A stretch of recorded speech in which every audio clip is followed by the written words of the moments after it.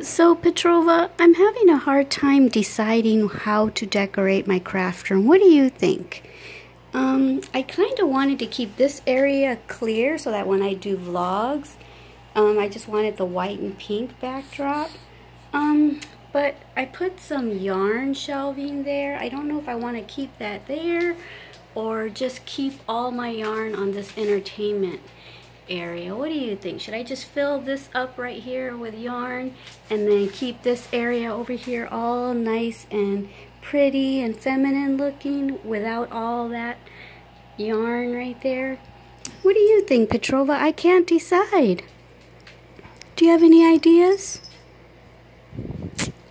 Let's think about it, okay? Maybe we should ask all of our friends what they think. Should I put all the yarn in one area or put some there and there? I don't know. I'm kind of leaning towards putting it all in the entertainment center. What do you think? Let's ask them what they think, all right?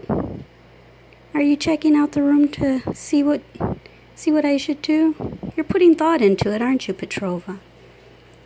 I'm sure you're going to come up with a good answer, aren't you? You are, aren't you? You're going to come up with a good answer? Huh? Are you going to come up with a good answer for me?